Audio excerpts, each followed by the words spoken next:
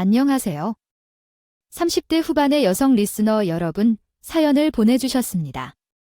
정말 솔직하게 이야기하자면 내 삶을 둘러싼 차별과 편견을 겪지 않았다고 말할 수 없을 거예요. 언제나 그랬어요. 밖으로 나가면 시선들이 쏟아지고 누군가는 동정적 시선을 보내고 다른 사람들은 불쾌한 표정을 지으며 제게 시선을 던지기도 했어요. 가장 심한 경우는 차가 고장나서 택시를 타고 출근하려는데 택시 기사님께서 이렇게 말했어요. 오늘 왜 이리 못마땅한가 아침부터 지랄을 피우네. 왜 이리 운빨이야. 어서 내려라. 그렇습니다. 저는 지체장애가 있어요. 선천적으로 한쪽 다리가 불편한데 그래도 걷는 것은 불가능하지는 않아요. 하지만 세상은 저를 그 모습 그대로 받아들여주지 않아요. 다른 사람들의 시선, 그리고 이야기 말고도 장애를 가지고 있다는 이유로 모욕당한 적도 많았어요. 제 장애는 다른 사람에게 전염되는 것이 절대 아닌데도 말이에요. 특히 학부모들은 더욱 그래요. 심한 경향이 있어요. 제가 버젓이 듣고 있는데도 자식들한테 엄마 아빠 말 잘 안 듣고 자꾸 말썽 부리면 저 아줌마처럼 된다 하면서 제 입장에서는 치욕스러운 훈계를 일삼고는 하거든요. 물론 그렇다고 해서 제 삶의 전부가 고난과 역경으로 점철된 것만은 아닙니다. 절 사랑해주는 부모님이 계셨고 남편이 있었으며 또한 자식 용사 하나만큼은 누구보다 기똥차게 잘 지었다고 자부할 수 있죠. 제 사연은 이러한 저의 삶을 고스란히 옮겨 적은 이야기랍니다. 지금으로부터 30여 년 하고도 몇 해선 강원도의 어느 깊은 산골 마을에 한 여자아이의 탄생을 알리는 우렁찬 울음소리가 울려 퍼졌습니다. 마을 주민들 모두의 관심 속에서 태어난 여자아이는 그 우렁찬 울음소리만큼이나 건강한 무려 5kg이 넘는 우량아로 태어났죠. 세상 모든 생명이 탄생하는 순간이 그러하듯 그 여자아기의 출산에는 오직 기쁨과 축복만이 가득했습니다. 여러분들께서는 이미 짐작하셨겠지만 그 여자애가 바로 저예요. 제 친정 부모님께서는 산에서 산나물과 약초들을 뜯어다 파는 가난한 약초꾼이셨지만 갓난쟁이 저를 먹일 분유와 이유식거리만큼은 멀리 읍내에 농협까지 나가서 제일 좋은 걸로만 골라서 사오셨다고 해요. 이처럼 사랑만 가득 받으며 자란 저는 그러나 다른 아기들처럼 걸음마를 떼지 못했습니다. 아장아장 기어다녔 때는 몰랐던 제 왼쪽 다리의 문제가 처음으로 눈에 보이는 순간이었어요. 이에 기겁한 친정 부모님께서는 밤새 차를 몰아 서울의 대학병원으로 향했어요. 진료 결과는 선천적 기형으로 인한 지체장이라는 판단이었죠. 그 진단을 받으며 부모님께서는 먼 훗날 당신들께서 생을 마감하게 되면 당연히 지옥에 떨어질 거라는 생각을 하셨다고 해요. 눈에 넣어도 아프지 않을 자식에게 고된 장애인의 삶을 점지해주고야 말았으니까요. 또한 제 친정 부모님의 가슴을 무엇보다 아프게 했던 생각은 따로 있었습니다. 어머, 그것 때문에 아니었을까? 어려운 소리 7개월쯤 되었을 때였나? 내가 산상한 뿌리 키웠다고 당신한테 먹여준 적이 있지. 아마 그게 잘못되었던 것 같아. 산삼이라는 게 어쨌거나 약속인데 7개월짜리 태한테 오죽했겠어. 내가 죽인 놈이야. 내가 아니야. 그런 소리 말해. 산삼 먹고도 나란 뱃속에 은솔이한테 아무런 반응도 없었잖아. 진짜 문제는 내가 온 소리 임신 중에 독감에 크게 걸렸던 일 때문인 것 같아. 다 큰 장정들도 픽픽 쓰러지게 만드는 독감 바이러스가 은솔이한테 옮겨갔던 거지. 그렇다기보다는 당신 임신 중에 내가 이것저것 잘 먹이지 못했기 때문이 아닐까. 대한테는 엄마의 입을 통해서 전달되는. 제 친정 부모님께서는 산에서 산나물과 약초들을 뜯어다 파는 가난한 약초꾼이셨지만 갓난쟁이 저를 먹일 분유와 이유식거리만큼은 멀리 읍내에 농협까지 나가서 제일 좋은 걸로만 골라서 사오셨다고 해요. 이처럼 사랑만 가득 받으며 자란 저는 그러나 다른 아기들처럼 걸음마를 떼지 못했습니다. 영양소는 정말 중요하다고요. 제가 그것을 제대로 신경 쓰지 못했어요. 당신이 소고기를 먹고 싶다고 할 때 빨리 사도 곧 구워드려야 했는데 그게 어떻게 당신의 잘못인가요? 알아요. 제 입덧은 매우 엄했었거든요. 그때 당신이 소고기를 사다 줬어도 아마 한 입도 제대로 먹지 못했을 거예요. 네, 맞아요. 제 친부모님을 제일 아프게 했던 건 우리가 불완전한 부모라고 자책하는 마음 때문이었어요. 아마 부모가 되어 자식을 키운 경험이 있는 부모라면 장애가 있는지 아닌지 관계없이 다 이해해 주실 거예요. 모든 부모들은 원래 자식에게 세상을 안겨주고 싶어 하지만 현실적으로 그건 어렵죠. 항상 죄책감과 미안한 마음을 가지게 되죠. 우리 부모님도 그랬어요. 어쨌든 그런 부모님들께서는 다시 서울의 여러 대학병원을 오가시며 우리가 걱정한 것이 제 장애의 발현과는 무관하다는 진단을 계속 받아서 안심하셨죠. 하지만 그렇다고 제 장애가 치료될 수 있는 건 아니었어요. 그때까지는 어렸기 때문에 제 장애가 무엇인지 정확히 알지 못했지만 먼 읍내 국민학교에 들어가면서 결국 깨달아야 했죠. 강원도 산골엔 제 동갑 아이도 없었고 유치원은 없었기 때문에 국민학교 입학식에서 운동장을 자유롭게 뛰는 친구들을 보며요. 나는 나의 모습을 보면서 다른 친구들과는 다르다는 생각이 들었습니다. 나는 다른 친구들처럼 마음대로 내달릴 수 없다고 느꼈죠. 그 순간은 정말 어려웠어요. 내 안에 어떤 감정이었나 물어본다면 그때는 그렇게 좋은 감정이 아니었어요. 나는 긍정적으로 생각해도 다가가려고 노력해도 친구들은 내게 등을 돌리고 도망쳐버렸어요. 심지어는 몇몇은 나를 보고 울음을 터뜨리기도 했습니다. 항상 홀로 남아있던 나에게 8살 때 일생일대의 위기가 찾아왔어요. 그게 바로 학교 운동대회였죠. 나는 다른 친구들처럼 뛰어다니거나 게임에 참여할 수 없었고 그 시기에 나는 정말 힘들었어요. 매일 아침 학교에 가기 싫다며 울면서 부모님께 매달렸죠. 이런 나를 지켜보는 부모님의 마음이 얼마나 아프고 안타까웠을지 상상할 수밖에 없네요. 그러나 운동대회를 통해 나는 장애를 부끄러워하지 않게 된 것 같아요. 서울 출신의 젊은 선생님은 반 아이들과 함께 운동장에 모여 우리 은솔이는 다른 친구들처럼 달리기를 할 수 없다고 말씀하셨죠. 어디로 뛰어들기만 해도 안 되니 여러분과 같은 속도로 여러분과 나란히 걸을 수도 없겠죠. 그 말을 듣자마자 나는 정말로 심정 속에 숨어버리고 싶은 느낌이 컸어요. 담임 선생님의 첫말은 누구라도 들으면 같은 반 친구들 앞에서 내 장애를 비난하는 발언이었기 때문이죠. 하지만 그 이어지는 말씀에는 바다 같은 반전이 있었습니다. 너희들 중에 오늘 아침 하늘이 얼마나 맑았는지 기억하는 사람이 있나요? 교문 앞 철쭉나무에 언제 꽃이 피었다가 언제 떨어졌는지를 주의하고 기억하는 사람은 아마 없을 거예요. 너희들은 너무 빨리 걸으니까요. 그런데 우리 은솔이를 봐. 은솔이는 자신의 속도로 걸을 수 있어? 너희보다 조금은 느리지만 덕분에 훨씬 더 많은 것을 여유롭게 즐기는 거야. 아침마다 새들이 모여 지저귀는 모습을 바라보며 천천히 걷고 졸졸졸 흐르는 시냇물 소리를 귀에 채우며 또 천천히 걸어. 비록 소리가 빠르게 흐르는 세상이 여러분과 다르겠지만 그것이 잘못된 것은 아니야. 오히려 은솔이만의 행복으로 가득한 세상일 거예요. 이 말에 우리 반 친구들이 하나씩 머리를 끄덕여 수긍하기 시작했어요. 그에 대한 담임 선생님의 미소가 생긴 거예요. 선생님은 저희 반의 운동대회에서 이어달리기 대표 선수 중 하나로 저를 추천했어요. 왜 자꾸 제가 될 필요가 있는지 모르겠어요. 제가 계주대표 선수로 나가면 우리 반은 꼴찌가 되니까요. 1등을 하든 꼴찌를 하든 중요한 건 아니라고요. 은솔아, 중요한 건 친구들과 어깨를 나란히 하고 함께 달리는 거야. 무슨 말인지 모르겠어요. 우리 반에서 은솔이가 바통을 받아서 달리기를 시작하면 선생님과 친구들이 함께 달릴 거예요. 은솔이, 너와 우리 친구들과 어깨를 나란히 하고 너의 속도로 함께 가자고요. 그때 우리 반 친구들이 저에게 다가와서 혼자 둔 것들에 대해 미안하다고 사과하며 함께 달려주겠다고 약속했어요. 이후로 선생님과 친구들은 약속을 지켜주었어요. 계주에서 우리 반은 꼴찌를 했지만 서로를 이해하고 진정한 친구로 변하는 뜻깊은 순간이었어요. 그 덕분에 제가 장애를 더 이상 부끄럽게 여기지 않게 됐어요. 오히려 더 자신감을 가지고 긍정적으로 살 수 있게 되었죠. 친구들은 저를 우리 학교의 해피바이러스라고 불러주더라고요. 이후로도 해피바이러스로 살아가고 있어요. 고등학교에 입학했을 때 많은 친구들과 열심히 공부했어요. 제가 받은 고액 수업료나 좋은 학원을 다니는 것은 아니었지만 종이 등급을 한 번도 놓치지 않았어요. 그 시절에 제가 가진 장애에 대한 편견 중 하나를 스스로 극복했어요.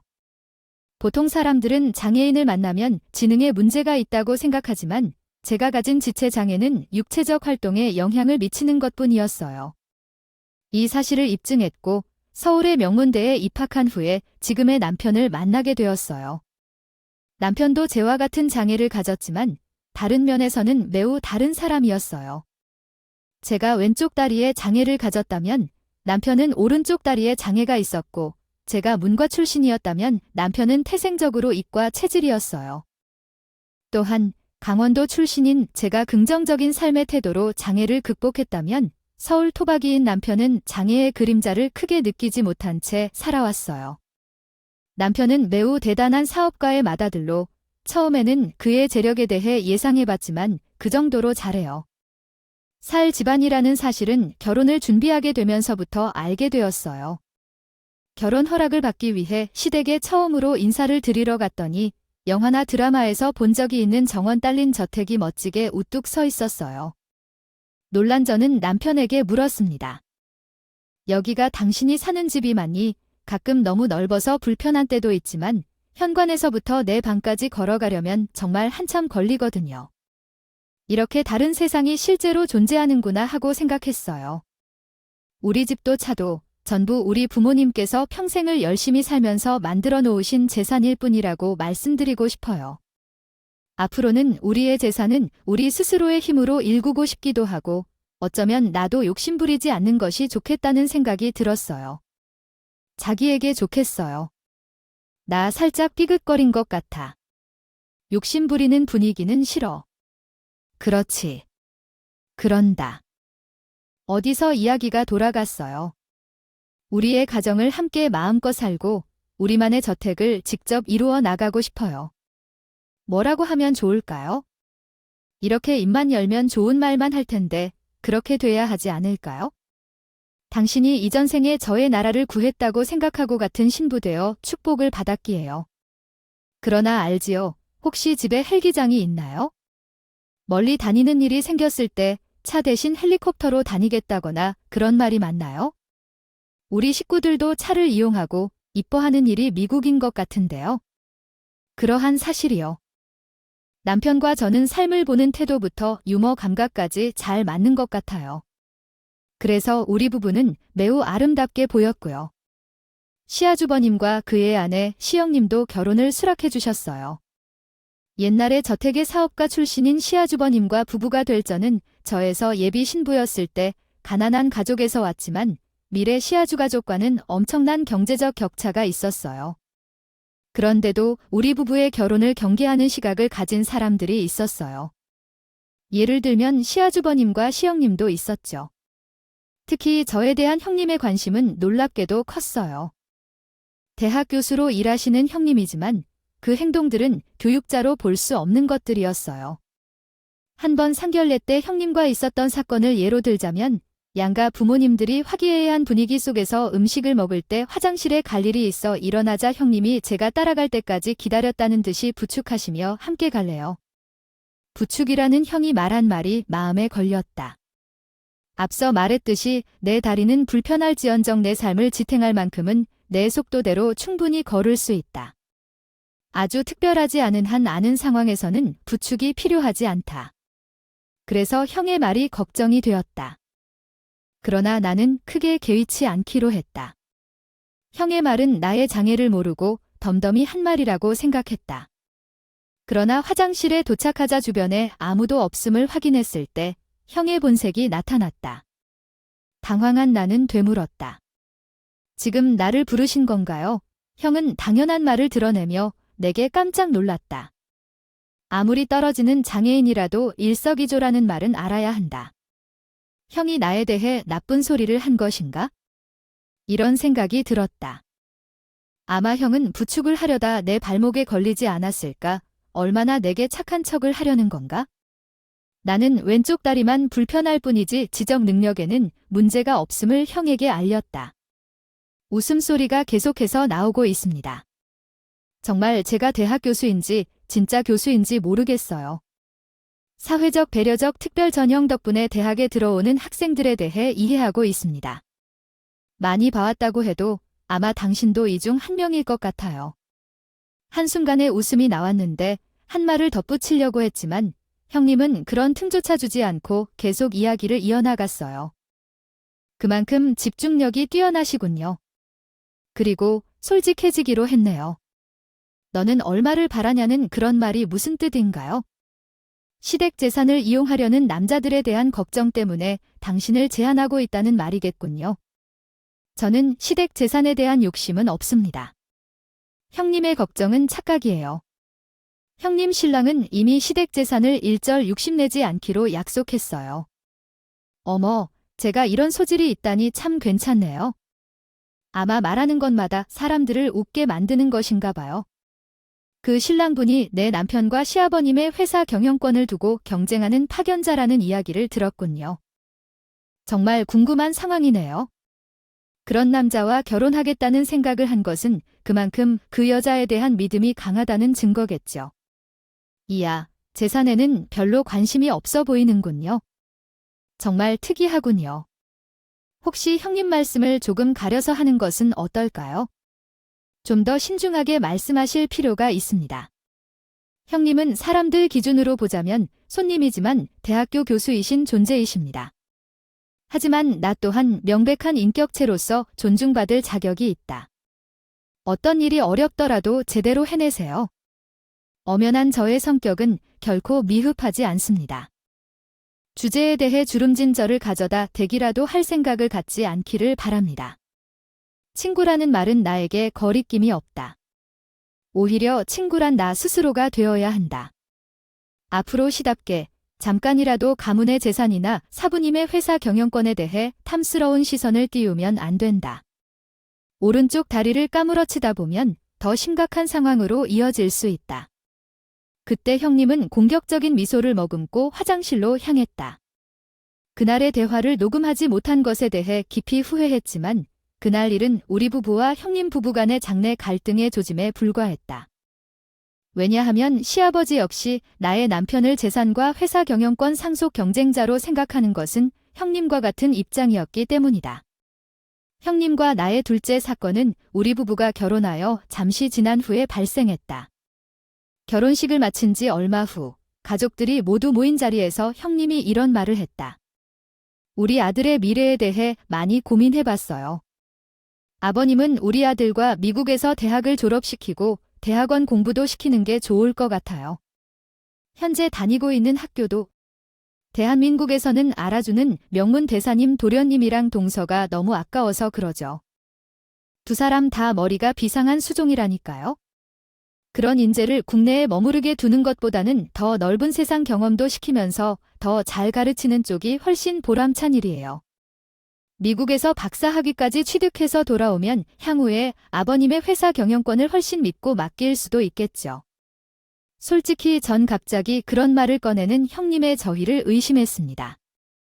저와 남편을 상속 경쟁자로 치부하면서 못 잡아먹어가지고 안달을 때는 언제고 갑자기 미국 유학도 모자라서 박사 학위까지 운운하다니요.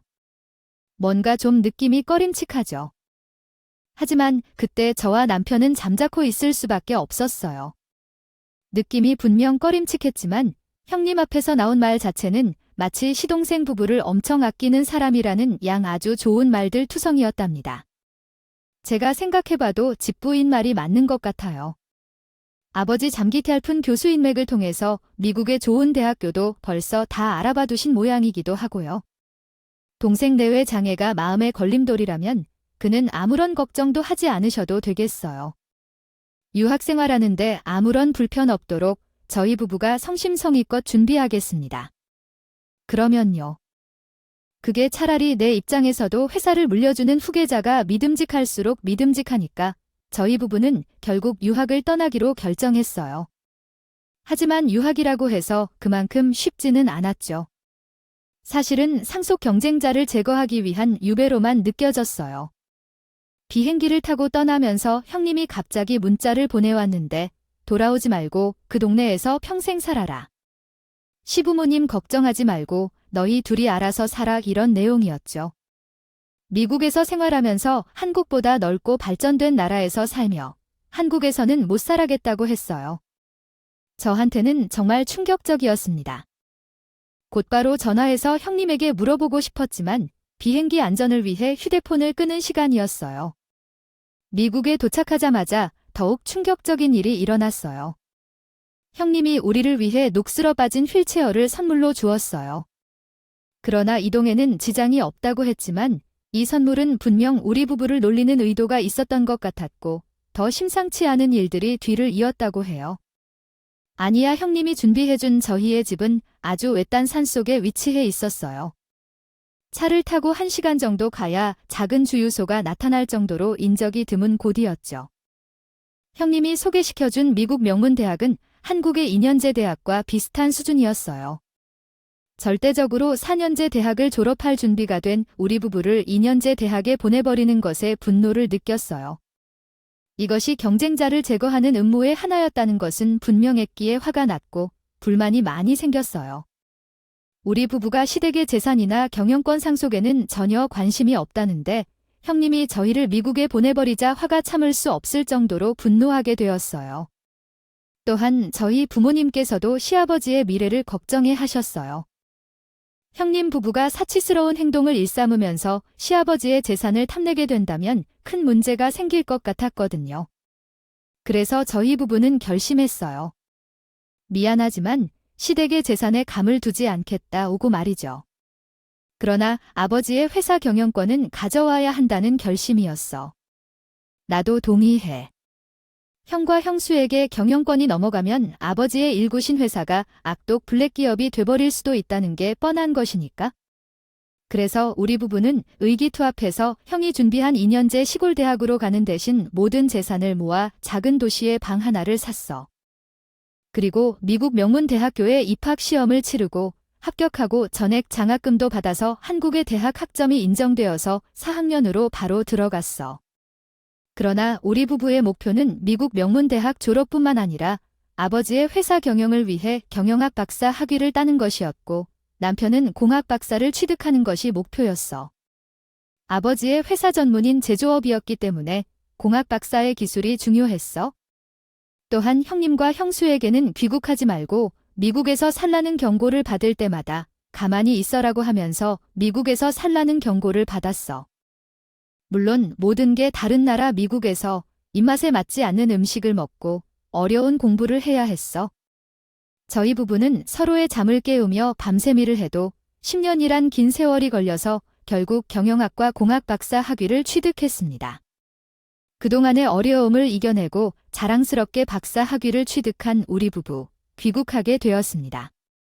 그 귀국은 형님 내외들에게 예상치 못한 상황이었습니다. 아빠의 반응은 어땠을까요? 아빠는 평소에 감정을 드러내지 않는데 그날부터 미소를 지으며 다닌다고 해요. 10년 만에 돌아온 자식 내외가 경영학과 공학 박사가 되어 돌아왔으니 아빠의 자부심이 컸던 것 같습니다. 형님 내외는 자식이 없었지만 우리 부부는 미국에서 자랑스러운 딸을 데리고 돌아왔으니 아빠에게는 오히려 자랑스러운 일이었을 것 같아요. 그런 즐거운 순간이 있었을 거예요. 그것만으로도 이미 행복할 수 없을 만큼 행복한 일이었어요. 10살 때의 저의 딸은 우리 부부와 매우 닮았는데 머릿결이 아주 특별했어요. 미국에서 지냈을 때 영재 교육을 받았고 귀국해서도 영재 교육권으로 바로 이동했기 때문에요.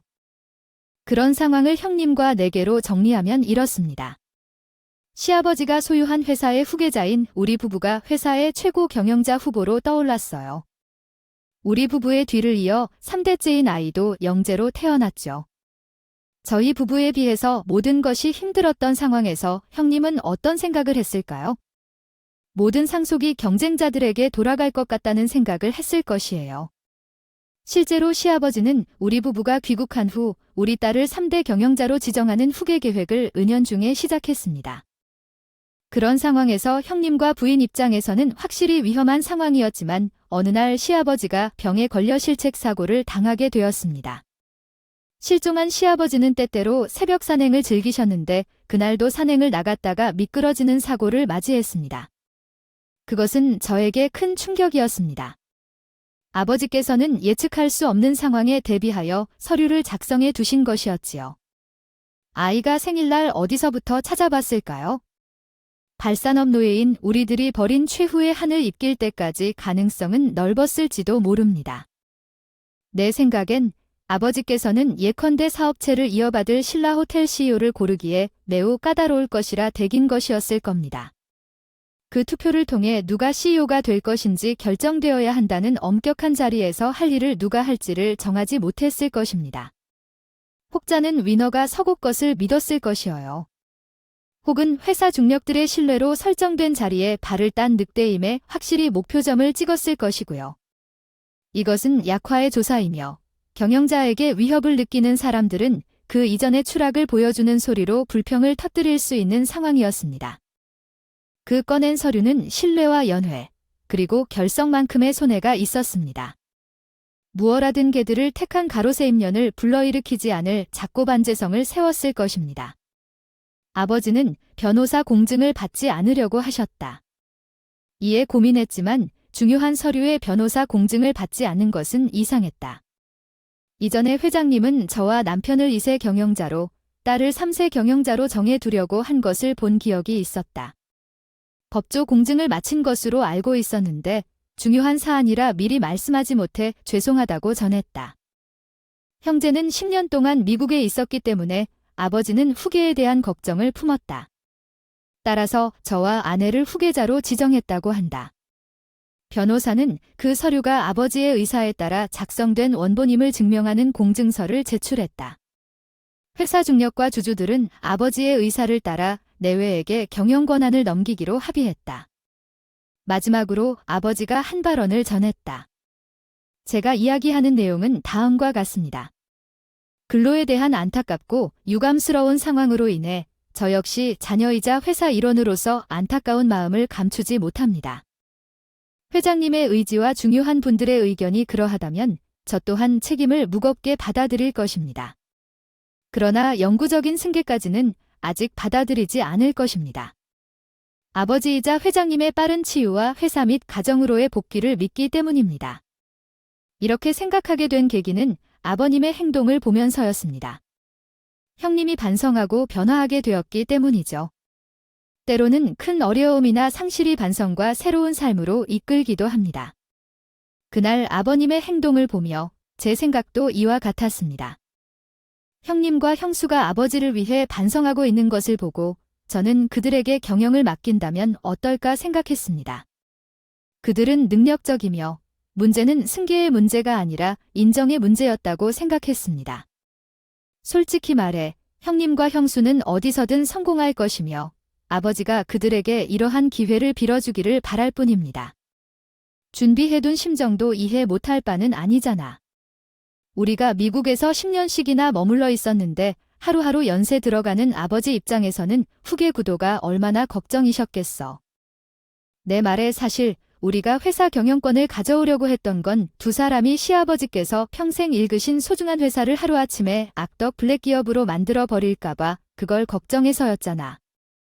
근데 오늘 아주버님 보니까 마음 제대로 고쳐먹은 것 같더라. 이런 상황에서 굳이 우리가 경영권을 가져오겠답시고 싸움을 걸 명분도 없고 시아버지께서 직접 미리 결정해 주신 일인데 우리가 굳이 형제끼리 다툼을 벌이는 건 불효를 저지르는 지식이기도 하고 그렇게 저희 부부는 시아버지의 선택과 형님 내외의 상속을 진심으로 축하해 주자고 또 한 번 의기투합을 했는데요. 아주버님의 경영권 임시 승계가 이루어진 날은 딱 때 맞춰 시어머니의 생신날이었습니다. 저희 부부는 며칠씩 고민해가며 시어머니의 생신을 성심성의껏 직접 기획했어요. 시아버지께서 사고를 당하신 이후로 늘 눈물로 밤을 지새우던 시어머니의 마음을 조금이라도 위로해드리고 싶었거든요. 두 아들이 모두 건재하고 두 며느리들이 다른 집에서는 찾아보기도 힘들 만큼 잘난 사람들이다. 심지어 하나 있는 손녀 또한 전도 유망한 인재라고 소문이 자자한 영재라. 가족들이 모두 건강하다면 아버지가 일으킨 고난은 더 이상 신경 쓸 문제가 아니라는 메시지를 시어머니의 생신잔치를 통해 전하고 싶었습니다. 부부는 직접 제주도로 가서 시어머니가 좋아하시는 제주도산 은갈치를 손수 낚아서 굽는 계획을 세웠습니다. 한편 시댁에서는 딸과 형의 생일 잔치를 준비하고 있었습니다. 그러던 중 부부가 은갈치를 성공적으로 구매하자 시어머니가 즐거워하는 모습을 볼 수 있었습니다. 그러나 간병인 여사님이 전화를 걸어와서 갑작스럽게 일어난 사건을 알리고 시댁에 혼란이 펼쳐졌습니다. 큰 사모님이 폭발하셔서 형님이 우려한 것은 딸이 다쳤을까봐 걱정하며 꾸지람을 했습니다. 그러나 그쪽 상황을 보니 딸이 다쳤다기보다는 천장에서 깨진 접시일 뿐이라는 것을 알아차리고 안도하셨습니다. 작은 사모님, 딸에게 원산 폭격을 시키고 있어요. 벌써 몇 시간째인지 모르겠어요. 그 말을 듣자마자 저는 귀를 의심했습니다. 원산 폭격이라니요. 그건 쌍팔년도 군대에서나 있었을 법한 일이잖아요. 아무래도 형제 내외는 개과천선을 이루지 못한 것 같았습니다. 개과천선을 한 사람들이 조카에게 원산 폭격을 시킬 수는 없을 테니까요. 하지만 우리 부부는 곧장 서울로 돌아갈 수가 없는 상황이었어요. 하필이면 일요일 오후였거든요. 육지로부터 제주도로 관광을 왔던 여행객들이 각자의 보금자리로 돌아가는 바로 그 시간에 말이에요. 당연히 김포공항행 비행기 티켓은 매진이었고 우리 부부는 예정을 앞당겨 시댁으로 돌아가고 싶었지만 비행기의 빈자리는 나지 않았습니다. 결국 우리는 딸에게 무슨 나쁜 일이 생기지 않기를 바라는 마음으로 공항에서 발을 드는 수밖에 없었고 미리 예약해둔 저녁 비행기를 타고 서울로 향할 수 있었어요. 그러한 우여곡절 끝에 우리 부부는 밤이 되어서야 시댁에 도착했습니다. 시댁의 현관문을 열자마자 일단 느낌이 쎄하더군요. 집안이 너무나도 조용했습니다. 시어머니의 생일 가든 파티가 이제 막 시작되었어야 했는데도 말이에요. 이에 우리 부부는 설마 지금까지 시간이 지났을까 견딘 마음이었습니다. 저희는 요란 승급하는 찬진한 심정을 품은 채로 거실에 들어섰을 때 그 순간까지도 형님에게 원산 폭격을 당하고 있는 딸아이의 모습을 발견하고는 놀라버렸습니다. 그냥 원산 폭격을 한 번 시켰다 해도 분풍이 터지게 될 일인데 이러저런 상황을 종합해보면 형님은 제 딸아이에게 장동한 원산 폭격을 시켰던 것이 분명해 보였습니다. 그 순간 귀한 형님에게 전쟁 동안 월차를 받고 있는 제 딸아이가 갑자기 뛰어나와서 외쳤어요. 큰 어머니, 나 그동안 우리 엄마 때문에 참았던 거예요. 우리 엄마가 큰 어머니, 큰 아버지께서 개과천선했다고 믿고 있었으니까? 제 딸아이가 그렇게 외친 후 형님이 뺨을 때리자 핸드폰을 거실 TV에 연결시켜 놓고는 어떤 동영상을 재생하였어요. 동영상은 화면이 어둠에 가려진 채로 누군가가 문을 열고 들어오는 소리만 나오는 동영상이었는데 그 순간 깊은 목소리가 들려오자 형님은 제 딸아이에게 납작하게 무릎 꿇고 너 이 영상을 언제 찍었느냐고 물으며 오늘 있었던 일을 사과하리니 제발 동영상을 삭제해달라고 손을 쳤습니다. 사태가 돌아가는 것을 보아하니 형님은 저희 부부가 도착했다는 사실을 모르고 있는 것 같았는데요. 이에 저희 부부가 일단 딸아이를 형님으로부터 떼어놓기 위해 막 다가가려는 순간 딸아이가 재생시켜 놓은 영상으로부터 형님 내외의 흉악한 목소리들이 들려오기 시작했습니다. 그래도 신중하게 행동해야 돼. 아버님이야 7살 지능으로 돌아가셔서 우리가 당신 도장 몰래 가져다가 상속 서류에 도장을 찍어도 모를 테지만 세상 사람들 모두를 속여 넘기기에는 쉽지 않은 일이잖아. 당장에 상속 서류를 두고 변호사 공증이 없다는 문제 제기가 들어오면 어떻게 대처할 건데 그건 벌써 잘 아는 변호사한테 돈 많이 먹여서 준비해놨어. 우리가 서류에 도장 찍어서 가져가는 대로 한 5년 전쯤에 작성된 서류라고 공중에다 줄 것이다. 다행이다. 일이 그렇게 잘 풀려준다면야 난 언제든 오케이지. 막말로 다가 일이 이렇게 된 것은 아버님 책임도 있으니까 아버님이 절름발이 년놈들을 후계자로 세우려고 하지만 않았어 봐. 우리가 아버님 등산하는 길까지 몰래 쫓아가서 그런 위험한 일까지 직접 저지를 필요는 없었잖아. 아직 문제 하나가 남았어. 조커년도 이참에 날 잡아서 걔를 확 죽여놓는 건 어때 이랬지. 경영권이야. 이런 식으로 우리가 가져온다고 쳐도 3대째 경영권까지 우리 쪽에서 이어질 수 있다는 보장이 없잖아. 그렇게 위장과 속임수가 넘쳤던 일이었지만 어느 날 형님이 자신의 행동에 후회하게 되었습니다. 결국 그는 자신의 죄를 시인하고 사죄했고 살해하려는 악랄한 계획은 무산되었습니다. 모든 사람들은 이러한 사건의 참회와 교훈을 얻었고 가족 간의 사랑과 신뢰가 가장 소중한 것임을 깨닫게 되었습니다. 함께 어려움을 극복하고 성장하는 과정에서 진정한 가치와 가족의 소중함을 느꼈던 것이었습니다. 길을 꺾어 놓을 필요성이 생겼던 것입니다. 그런 와중에 우리 부부가 시어머니를 위해 제주도 은갈치를 직접 공수하기 위해 집을 비우게 되었고, 마침 시어머니의 생일 잔치를 준비하던 제 딸이가 비싼 접시 하나를 실수로 깼다. 형이 그것을 핑계 삼아 제 딸이에게 장작 10시간이나 원산 폭격을 시켰던 것이었다. 이렇게 그간의 모든 사건이 정리되었지만 남은 의문이 있었다. 바로 제 딸이가 언제, 어떤 경로로 모든 진실이 담긴 동영상을 촬영했는가였다. 그 궁금증을 딸에게 직접 물어보려고 다가갔고, 그때 형이 사지를 벌벌 떨면서 혼자 다 들었다는 것을 인식했다. 그래서 딸과 눈을 맞추며 자유롭게 물어봤다. 언제 어떻게 그 동영상을 찍었는가? 그래, 나 주로 할아버지 옆에서 잠드는 걸 좋아해.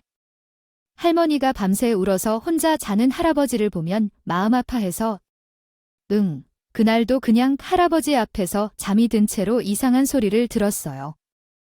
문 밖에서 나는 발소리가 이상해서 우선 침대 밑으로 숨어서 휴대폰 카메라로 녹음을 했어요. 나중에 알고 보니 큰 어머니와 큰 아버지였어요. 할아버지를 지켜주고 싶어서 견뎌냈어요. 그 이후에는 부모와 대화 내용을 녹음한 딸아이의 행동도 놀라웠어요. 엄마의 분노를 딸 앞에서 들키고 싶지 않았어요. 그래서 간병인 아주머니에게 부탁했어요. 딸이 집에 돌아가자마자 나와 형제가 마주 앉았다. 그날 두 사람은 고개도 못 들 만큼 어색했고 나는 그 둘을 엄격하게 비난했다. 솔직히 말하자면 존댓말 같은 건 필요 없고 존중받을 가치가 있는 사람들에겐 존댓말을 쓰는 거니까 당신들은 상대하는 것만으로도 꺼림칙한 존재고 그래서 형님이 최후의 저항을 했다. 내가 시킨 대로 미국에 살았으면 이런 짓을 안 해도 됐을 텐데 왜 우리가 돌아왔는지 아직 모르나 보네. 우리도 아버님을 지켜야 했기에 돌아왔는데 너무 자랑 부리지 마. 동영상 하나 찍힌 거 어쨌다고. 마음만 먹으면 너희 딸을 당장 가져갈 수도 있어. 부모의 분노보다 더 무섭다고. 지금 너는 큰 실수를 하고 있어. 왜 자식의 안전을 위협하는지 그 이유가 무서운 거야? 저는 소설가의 입장에서 다음과 같은 내용을 작성했습니다. 그렇게 외치자 나는 형님이 나를 보호하려고 하는 것 같았고 그리고 그가 미견이 되지 않도록 나를 밀쳐냈다. 그 후 내 남편이 나를 보호하려는 듯이 그를 밀쳐냈다. 그러자 우리는 몸부림치며 잠깐 동안 싸움을 벌였다. 그 순간 정말 이상한 일이 일어났다. 우리 부부는 모두 한 다리가 불편한 장애인이었다. 우리는 전통적인 싸움에서 매우 불리해 보였다. 그러나 그날은 완전히 반대였다. 우리 부부가 형님네를 압도했다. 아마도 그것은 사랑하는 가족을 위해 싸워야 하는 이유 때문이었을 것이다. 우리 부부는 형님네를 압도했다. 우리는 마지막으로 그들에게 말했다. 우리는 가족을 위해 10년 동안 힘들었고 너희는 가족을 다치게 했다. 누가 진짜 불량한가요? 답은 이미 알고 있지만 말로 표현하기 어려울 뿐이다. 남편이 무슨 생각을 하고 있는지 예측할 수 없는 상황에서 저희는 시아버지가 회사 경영에 복귀하는 것을 반대하는 게 맞겠다고 판단했습니다. 그러나 시아버지는 뜻밖에도 회사 경영권을 다시 잡고 싶어 하셨죠. 우리 부부는 이에 대해 매우 고민하고 고려한 끝에 시아버지의 의지를 존중해야 한다고 결정했습니다. 시아버지는 이윽고 회사의 경영을 다시 맡아 회사는 더욱 번창하기 시작했습니다. 우리 가족은 이 사건을 통해 서로를 더욱 신뢰하고 의지하는 소중한 가족 관계를 구축했습니다. 모든 것은 시간과 성숙함으로 해결될 수 있음을 깨달은 순간이었죠. 아버지를 모신 후 즉시 검사를 찾아가 재검진을 받아본 결과 뜻밖의 기적 같은 소식이 밝혀졌습니다. 주치의조차 가능성 없다고 생각했던 그 기적 같은 소식은 바로 아버지의 7살 지능이 뇌출혈 수술 후유증으로 인한 일시적인 현상이었음을 알게 되었습니다. 물론 아버지께서는 수술을 마치신 직후에는 7살 지능으로 평생을 살아가게 된다는 진단이 맞았으며 사실이었습니다. 장정들도 이기기 어려운 뇌수술 후유증으로부터 겪은 아버지께서 회복할 수 있을 것이란 희망은 사실상 불가능한 것이었습니다. 그러나 아버지께서는 마치 불가능을 현실로 만들어내려는 듯이 뇌출혈 수술 후유증을 조금씩이나마 꿋꿋하게 이겨냈고 현재 거의 완치 상태에 있습니다. 기업 회장님다운 아버지는 완전히 돌아오셨고 다만 육체적인 움직임이 가끔 불편한 것뿐이에요. 우리 부부는 아버지가 다시 건강해져서 함께 담소를 나누고 식사를 나눌 수 있다는 것만으로도 큰 행복을 느낍니다.